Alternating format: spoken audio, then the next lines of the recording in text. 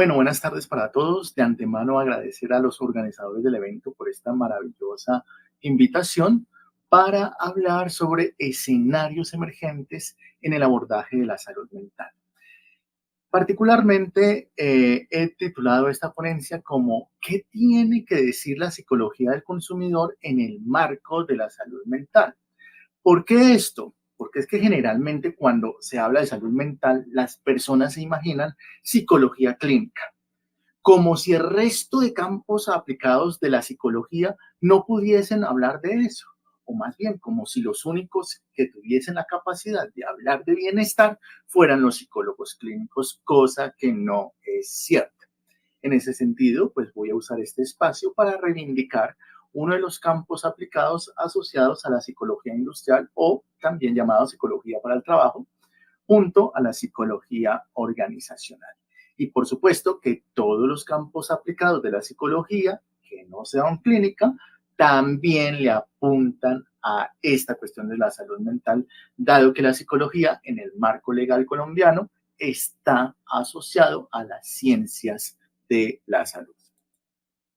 En ese sentido, propongo este contenido de la conferencia, en donde primero veremos la definición, por qué es importante hablar de consumo en el marco de la salud mental, pero también si queremos entender esta cuestión de la salud mental, no solamente tenemos que aprender o comprender al individuo, sino también la sociedad. Y para eso nos remitiremos a Zygmunt Bauman con la cuestión de la modernidad líquida, la influencia de las redes sociales, el concepto o el término del autoconcepto, el consumo simbólico, el consumo conspicuo. Les voy a compartir las últimas investigaciones que hay al respecto, el tema de las o la importancia de las clases sociales dentro de este asunto y finalmente cuáles son los retos desde la psicología del consumidor y otros campos de conocimiento para el fomento de la salud mental, porque insisto, y quitémonos de la cabeza, que solamente los clínicos pueden hablar de salud mental. Así que iniciemos. Bien, vamos a iniciar con una definición clásica de lo que es psicología del consumidor. Esta definición que ustedes ven en pantalla tiene que ver con lo clásico que se encuentra en los libros de comportamiento del consumidor, en este caso del libro de Solomon, en donde se define la psicología del consumidor como el estudio de los procesos psicológicos y conductuales que intervienen en el momento previo, durante y posterior de la conducta de compra o consumo y que tiene que ver con satisfacción de necesidades. Claro, con esta definición suena un poco frío, un poco ligado al marketing, pero vamos a desglosarlo uno por uno. La primera cuestión que debemos tener en cuenta es que se habla de satisfacción de necesidades.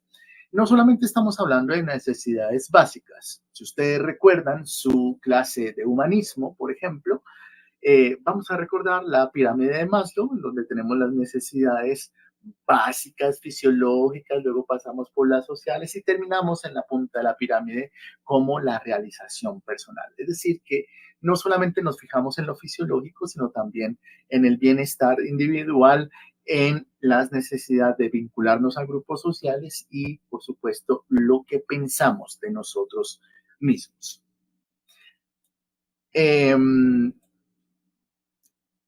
Alguien podría decir que esta cuestión del consumo, en términos de la definición que acabo de dar, solamente está presente en personas que tienen el poder adquisitivo, pero eso es un error. Porque la verdad es que incluso desde que estamos en el vientre materno, es decir, ni siquiera hemos salido al mundo, ni siquiera hemos visto la luz, ni siquiera respiramos oxígeno todavía, y ya estamos inmersos en un contexto de consumo. ¿Por qué digo eso? Porque apenas nuestra familia, y sobre todo cuando las personas son esperadas o deseadas, el bebé es deseado, los hábitos de consumo de la familia comienzan a cambiar. Entonces aparece que comienzan a comprar la cuna, que la ropita que va a utilizar el bebé, comienzan a pintar el cuarto. Todos los patrones de consumo comienzan a alterarse y ni siquiera hemos nacido. aparece esta cuestión que le pongo en la primera fotografía, la mujer con los audífonos en su vientre, una cuestión como lo que se conoce como el efecto Mozart, que dicho sea de paso, es pura charlatanería porque no hay ningún estudio serio que demuestre la efectividad del tal efecto Mozart, aunque sea muy popular. Y fíjense ahí la cuestión del marketing. Pero aquí la cuestión también de la psicología del consumidor, como desde la ciencia podemos también educar para decir, espérese, si tú no sabías que el efecto Mozart es charlatanería, pues bueno, aquí te lo estoy diciendo yo, psicólogo del consumidor. Bien, entonces volviendo al tema, la cuestión es que todos somos consumidores, desde nuestra infancia, desde antes de nacer, durante nuestra vida, por supuesto, así no tengamos la plata, pero es que nuestra familia sí que cambia los patrones de consumo por nuestra existencia. ¿Sí? Las personas que tienen hijos o hermanitos o algún familiar pequeño en su casa se está dando cuenta que su patrón de consumo, por ejemplo, de la televisión cambia. Entonces, estas personas que conviven con niños saben cuáles son los dibujos animados de moda, cuáles son las canciones infantiles de moda. Yo, por ejemplo, como no vivo con niños, pues yo no salgo de Saliola a Saliola, etcétera.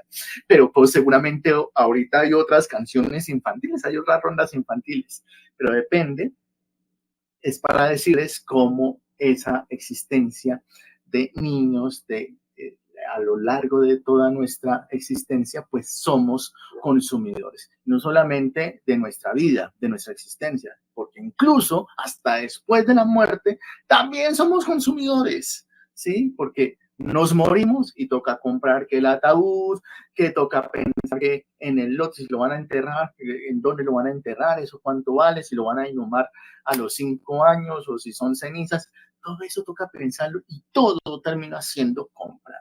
Así que es difícil esa cuestión de escapar de esa cuestión de consumo. Pero, como les venía diciendo, esa definición anteriormente vista está muy ligada al marketing.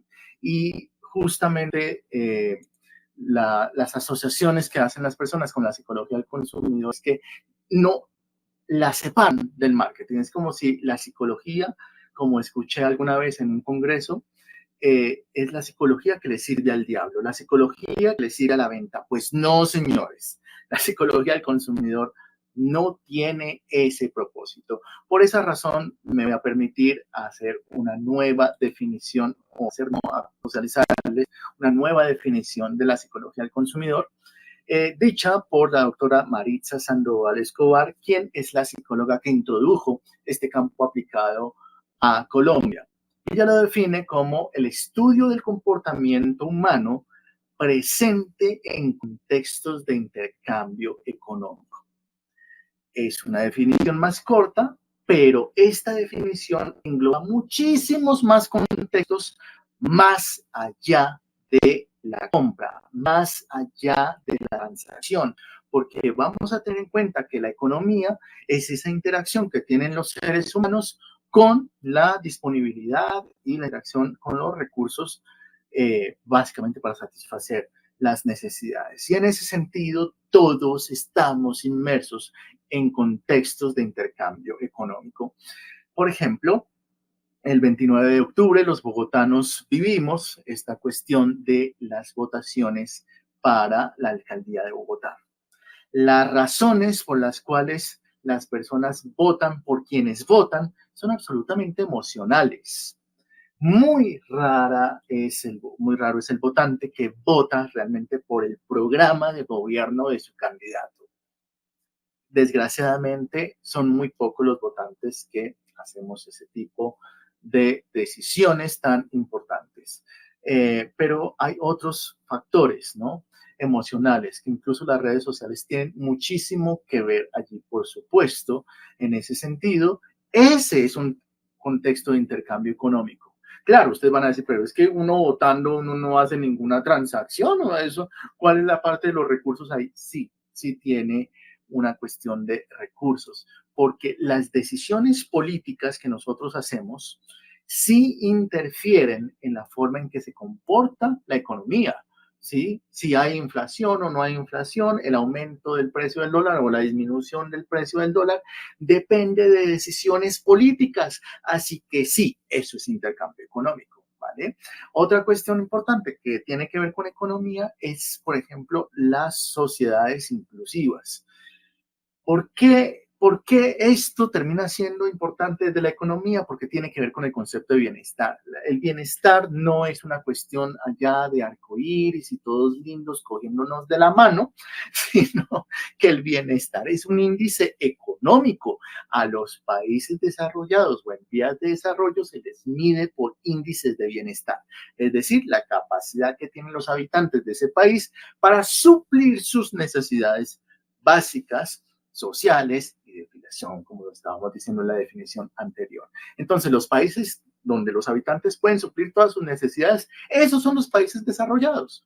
Los países como el nuestro, que no son desarrollados, se miden así porque muchos de sus habitantes viven en la miseria, viven en la pobreza, no pueden suplir necesidades porque hay mucha corrupción, porque no hay inclusión, porque hay discriminación, por muchas otras cosas.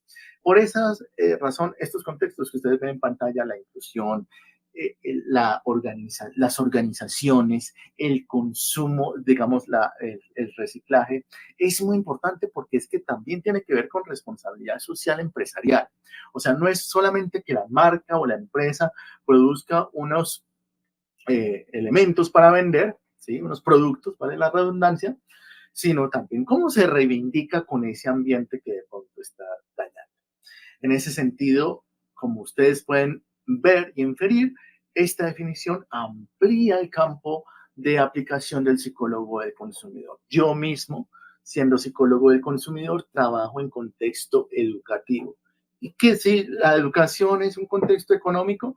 Claro que sí, porque es que si tú no estudias o si tú no te capacitas, te actualizas, pues eso va a afectar tu economía. Así que, por supuesto que todo esto tiene que ver. O sea, el psicólogo del consumidor no solamente trabaja para que la marca de gaseosas venda más basura para que la gente se envenene con eso, sino que también trabaja en contextos de la experiencia de las personas para que sea cada vez mejor. Y eso tiene que ver con bienestar y, por supuesto, con salud mental.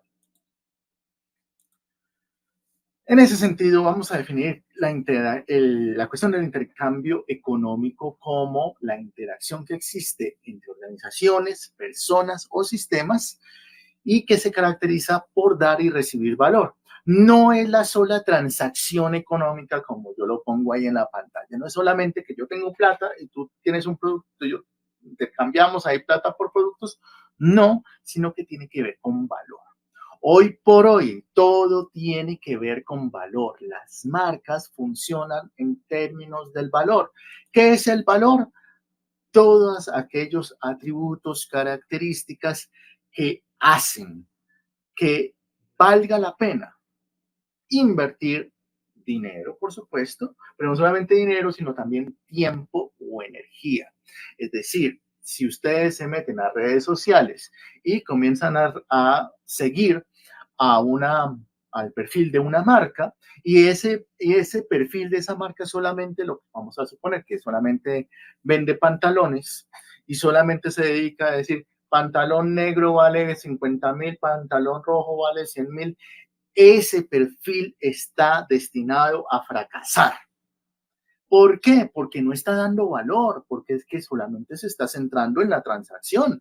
Tengo este producto, tú tienes la plata y cómprame. No, así no funciona en el momento actual. En este momento de la historia no funciona así.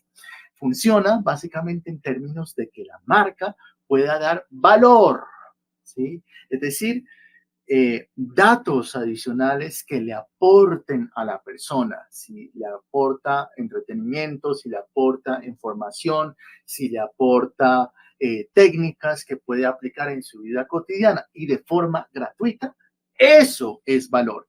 ¿Y qué pasa? Que cuando las marcas dan valor indirectamente, eso apunta a la venta y por ende va a crecer y va a tener éxito.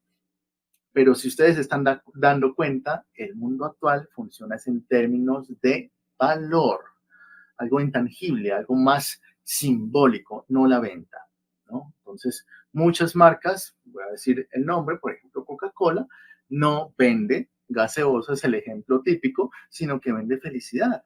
Entonces, las campañas de marketing de Coca-Cola tienen que ver con producir emociones. ¿Cuál emoción? Pues la felicidad.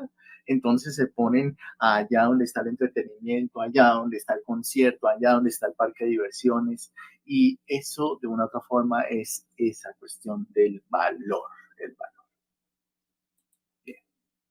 Esta diapositiva que pongo aquí en pantalla muestra otra vez una figura tal cual como está en el libro de Solomon, en donde básicamente hace un paralelo entre lo que le interesa al mercadólogo, que son factores muy específicos que impulsan la venta, versus lo que le importa a un psicólogo del consumidor, que se resume básicamente en términos del antes, durante y después de la compra, en términos de satisfacer necesidades, insisto, no solamente fisiológicas, sino las otras, y preocuparse por la experiencia del consumidor. Eso es lo más importante.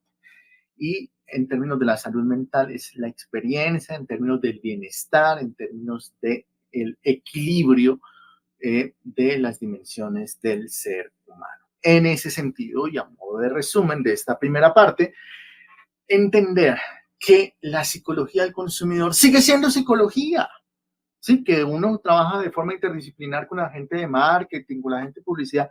Sí, por supuesto, pero es psicología.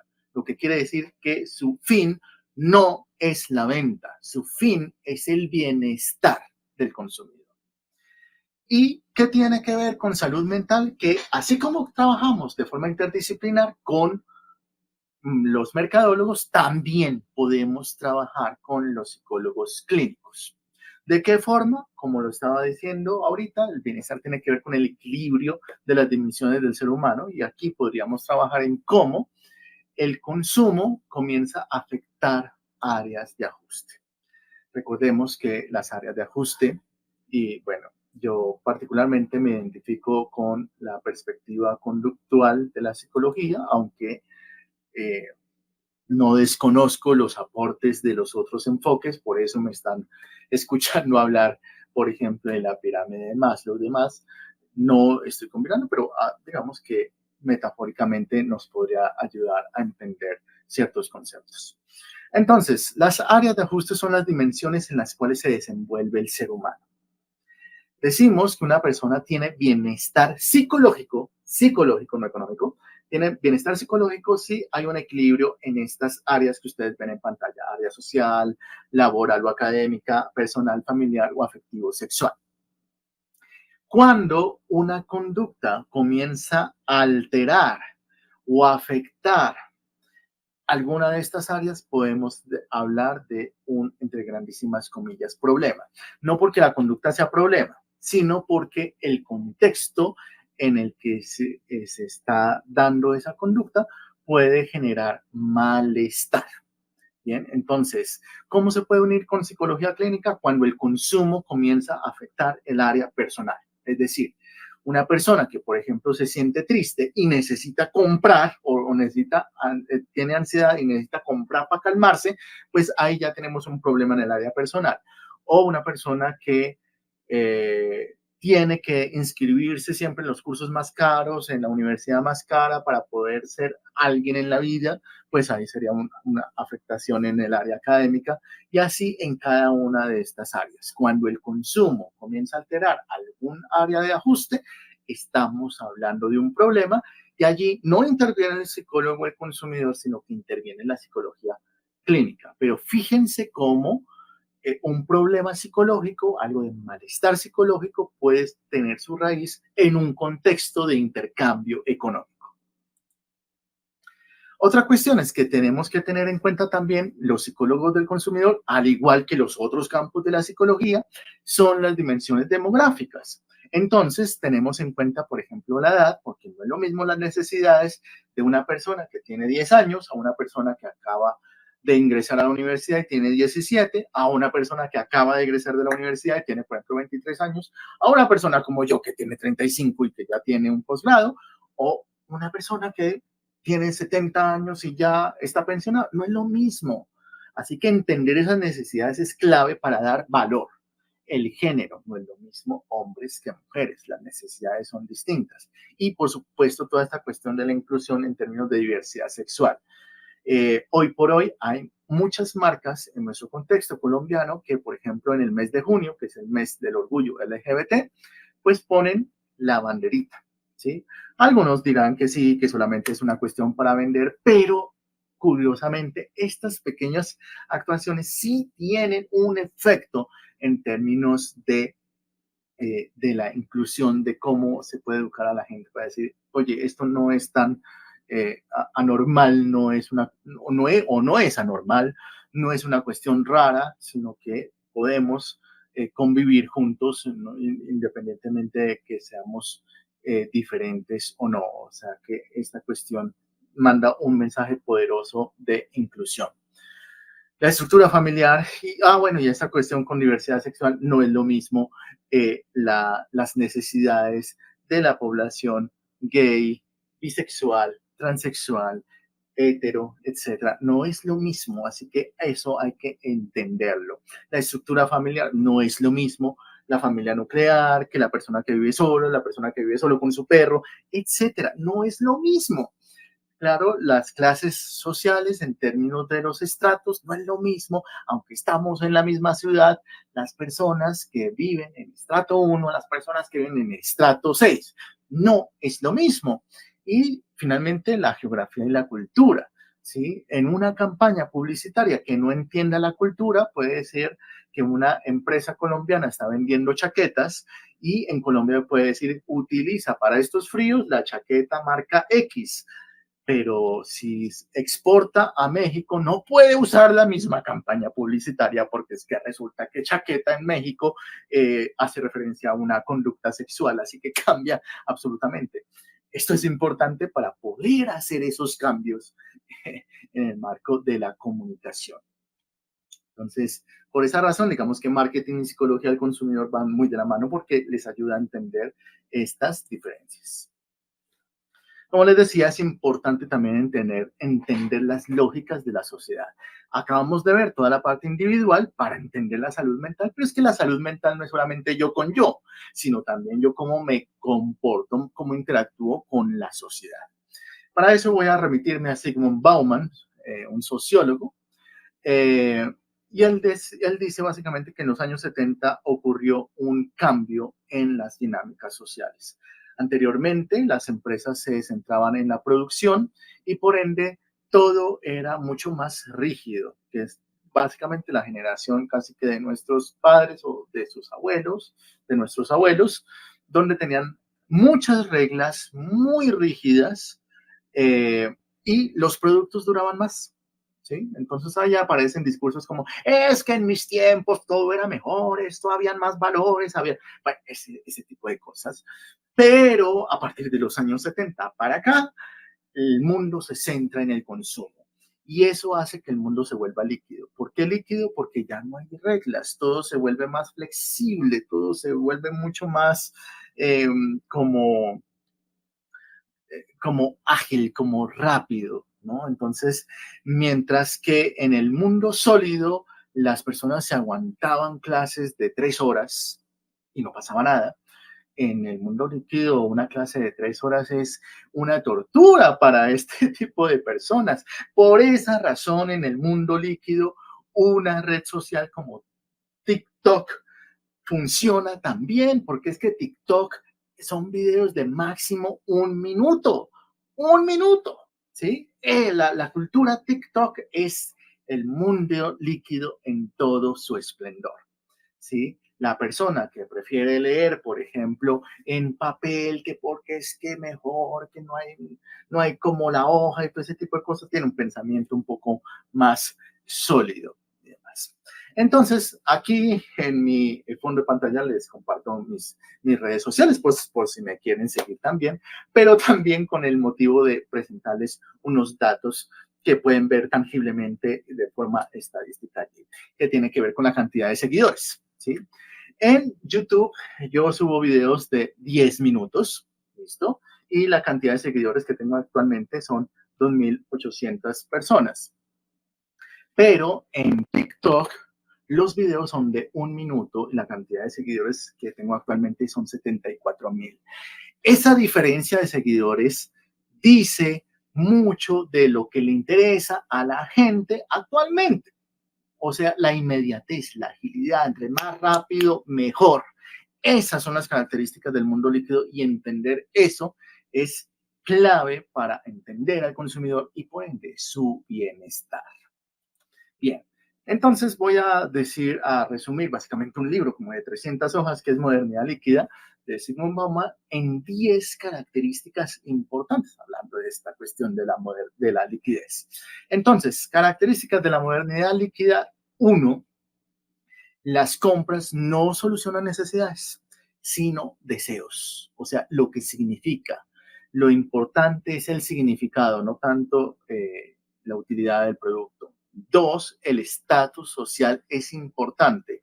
Y es tan importante que define cómo incluso se proyecta tu cuerpo. O sea, la forma en que tú te vistes tiene que ver con estatus social. Las selfies que tú te tomas tienen que ver con eso. Además, hay una cuestión importante también de la modernidad líquida, es que prima, ¿sí? Hay un énfasis en estar en forma, en verse bien, pero no necesariamente estar sano. Tú puedes tener la salud por el piso, pero si eres mujer y eres 90, 60, 90, y si eres un man, pero que, perdón, un hombre que tiene el cuerpo marcado, pues está bien. ¿Sí?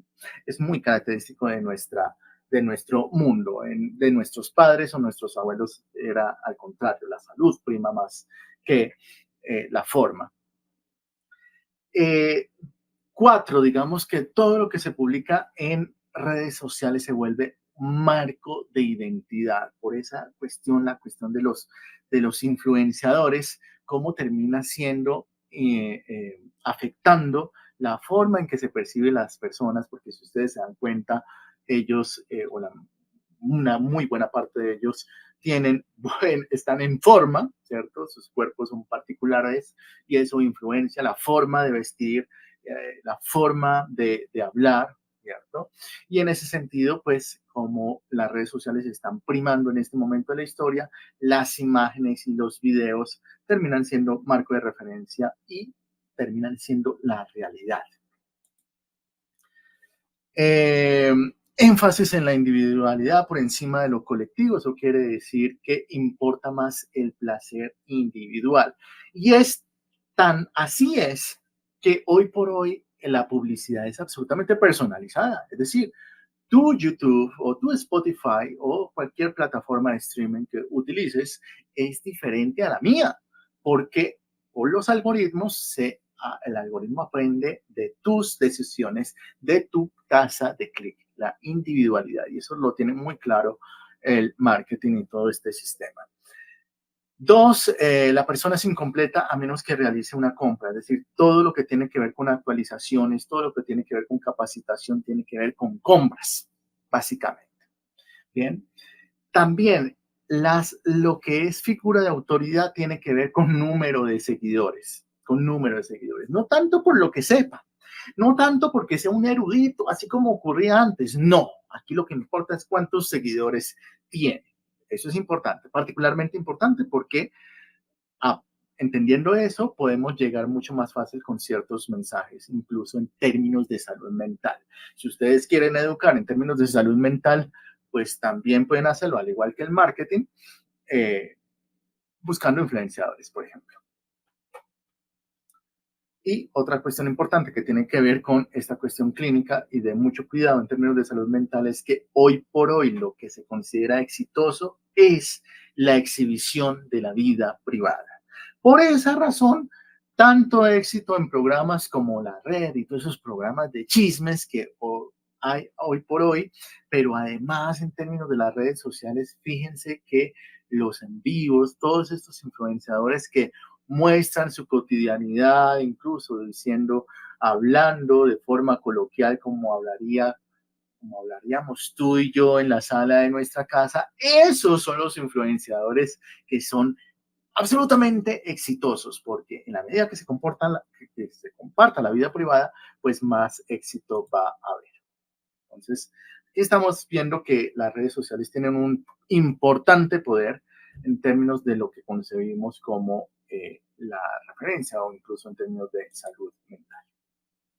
Vamos a hablar con este término del autoconcepto, porque todo tiene que ver. El autoconcepto es la percepción, las creencias que tenemos acerca de nuestras propias características, de nuestras actitudes, de nuestros comportamientos, como el rótulo también que nosotros nos damos a nosotros mismos. Pero eso que nosotros nos decimos a nosotros mismos depende de algo que otros nos dijeron a nosotros en el pasado. Es decir, que si nosotros nos definimos como una persona, no sé, inteligente o amargada o lo que sea, es porque en el pasado hubo personas que nos dijeron ese tipo de etiquetas. En ese sentido, toda esta cuestión de lo social resulta sumamente importante. En términos de consumo, las cosas que tú consumes, por ejemplo, de aseo, la crema dental, el jabón que utilizas, eh, la, la cera que tú utilizas para peinarte, lo que sea, ese tipo de cosas, las cremas que utilizas, posiblemente las utilizas no porque has tenido una experiencia con ellos, por supuesto que sí, pero la razón principal tiene que ver con que en principio lo utilizó tu familia primero. En ese sentido, la familia, todo lo que nos rodea, nuestros amigos, nuestra familia, nuestra pareja, incide en las cosas que nosotros consumimos. En ese sentido, consumimos es por el significado que le damos a los objetos. Hoy por hoy está muy de moda toda esta cuestión, la moda vintage, ¿cierto? Entonces todo lo antiguo termina siendo exitoso, pero puede que sea innecesario para nuestra vida, ay, es que es una edición limitada que, por ejemplo, en el caso de acá de este jabón, que sacaron esta edición de esta caja de hace como 60 años, pues las ventas aumentaron el doble por esa edición limitada. En ese sentido aparece este término que es el consumo simbólico, que es el consumo no por el beneficio utilitario del producto, sino por lo que significa, por esa interpretación simbólica. Pero digamos que ese símbolo tiene que ver con expresar estatus social. Por ejemplo, el grado, que ustedes ya lo vivieron. Muchas personas, si solamente nos importara el conocimiento, razonablemente hablando, pues todo el mundo se graduaría por ventanilla. No habría ningún problema por recibir el diploma por correo electrónico. Pero no, la mayor parte de las personas elegimos el ritual. Entender que para los seres humanos los rituales son importantes es clave dentro de la psicología del consumidor. El hecho de poder tomarnos la foto con la toga, con el birrete, con el diploma, en el escenario en donde nos lo dieron, tiene un significado importantísimo. Aquí no estamos hablando de transacciones, estamos hablando de lo que significa ese momento de nuestra vida. Aquí hay algunos ejemplos de producto simbólico, ¿cierto? Entonces, la natilla y los buñuelos significa familia, compromiso, en el caso de los anillos, cerveza, significa amigos. Y fíjense algo curioso, ahorita que acabamos de pasar esta cuestión del Halloween. Nosotros a este alimento en Colombia le decimos auyama. Eso es una auyama, simplemente y llanamente una auyama. Y en otras regiones por allá le dicen zapallo. Pero como estamos en el contexto de Halloween, comenzamos a decirle calabaza a eso. Eso es consumo simbólico. Bien, le cambiamos el nombre. Para nosotros las calabazas son otra cosa, pero pues como es en Halloween, pues a la auyama ahora le comenzamos a decir calabaza. Bien, vamos a pasar a otro tema que es la conducta conspicua. La conducta conspicua es aquella conducta que se hace con el fin de generar reconocimiento social y generar admiración. Por ejemplo, cuando las personas, seguramente ustedes han visto esto en redes sociales, cuando las personas comparten que están haciendo ejercicio. O sea, al resto de los mortales no nos interesa que tú hagas ejercicio, pero tú lo quieres mostrar. Eso es conducta conspicua. ¿Sí? Es decir, mira, yo estoy haciendo ejercicio, estoy teniendo ciertos cuidados y por ende soy un poquito mejor que tú y eso puede pasar de forma inconsciente. ¿Bien? Pero esa es la conducta conspicua.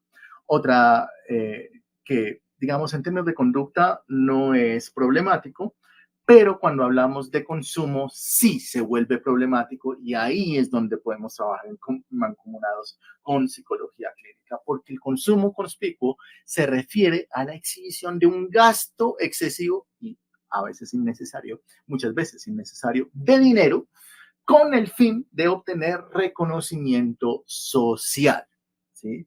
Entonces, aquí aparece una comunidad de seguidores, aquí concretamente muestro, por ejemplo, la cuestión del iPhone. Estos consumidores en particular hacen mucho alarde del producto que están consumiendo. Se vuelve problemático porque el propósito es hacer sentir de una u otra manera inferior a la otra persona. ¿Sí? Aquí vemos redes sociales, en las redes sociales incluso influenciadores que se hacen famosos porque tienen solamente ropa, zapatos o accesorios de marca, por ejemplo, la marca que ustedes están viendo allí en pantalla. Y esta cuestión de consumo conspicuo tiene problemas porque aparece esta cuestión de la disonancia cognitiva en el marco de lo que la literatura nos menciona como modelo compensatorio. Es decir, que la persona sabe que lo que está comprando de pronto es innecesario, sabe que implica un gasto de dinero que puede utilizar en otras cosas más funcionales, pero se justifica con un discurso que puede ser, bueno, pero es que ya veo la cara que me van a hacer cuando me vean con este producto, con este celular, con esta ropa, con esta cartera o lo que sea. Entonces ahí vamos viendo cómo sí tiene que ver con problemas no solamente bienestar personal, sino que afecta a otros y eso puede ser problemático.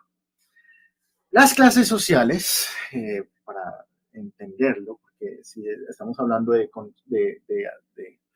consumo que tiene que ver con gasto de dinero, tenemos que hablar de clases sociales, pero tenemos que hablarlo también en términos de dos cosas.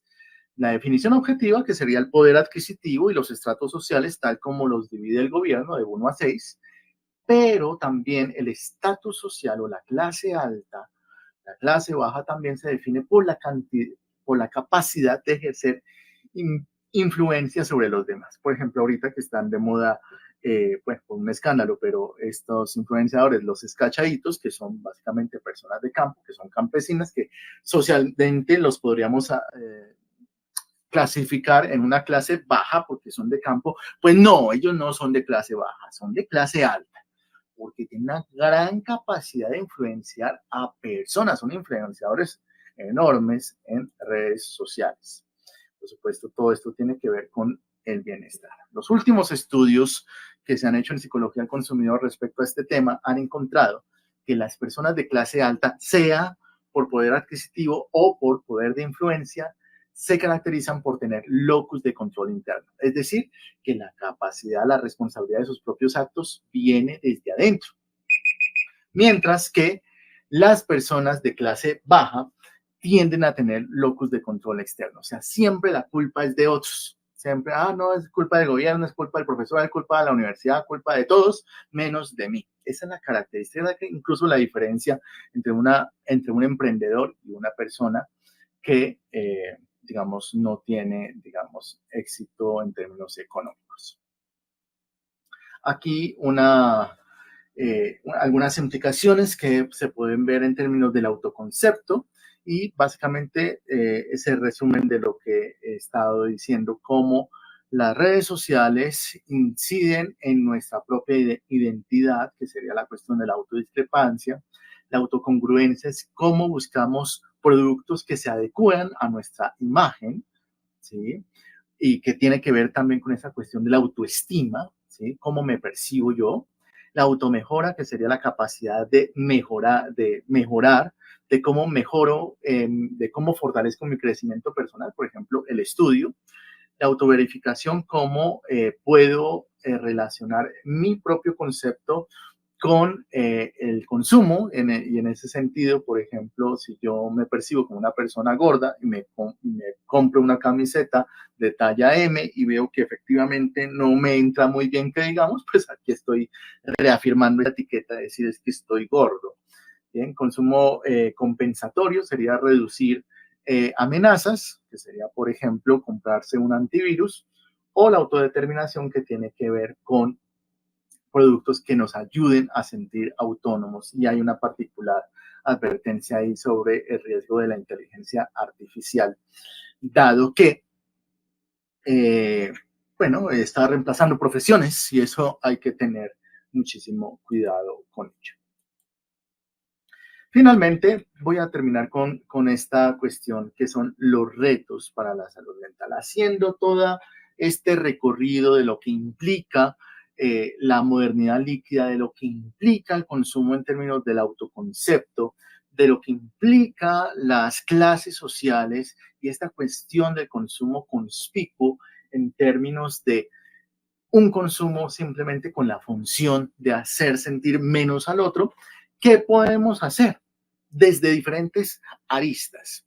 Entonces, lo primero que se puede hacer desde la familia, porque ya sabemos que desde que estamos en el vientre materno estamos en contextos de consumo, pues la familia debería hacer un énfasis en su crianza para enseñarle a sus hijos que una persona se define por lo que es y no por las cosas que tiene. Eso comienza desde casa. Desde la psicología clínica, propongo programas de promoción y prevención que tenga que ver con el equilibrio de todas las áreas de ajuste, haciendo énfasis que el bienestar psicológico va más allá de las compras. Esa cuestión de, ay, no, te sientes mala, no, pues intenta ir al centro comercial, no, puede ser otra cosa, otros tipo de cosas.